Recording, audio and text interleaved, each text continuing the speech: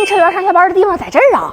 我没上班之前一直以为哈，他们拎个小箱子走来走去的是车站的，上班了之后发现是客运段的。吉林高铁乘务中心，早上好，哥。嘿嘿，一排排摆着5把小箱子，啊，这应该要出乘的吧？抓他们去！哎呀妈呀，小声太甜了，这上班谁心情都不好。他们开会就在这个地方。走了，秀姐，走了，姚姐，拜拜，小妹妹们。粉嘟这小色儿，这大镜子，灯光还能有调节的，练的是坐姿。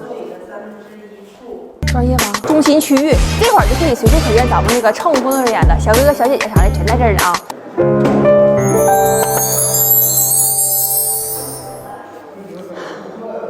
没有。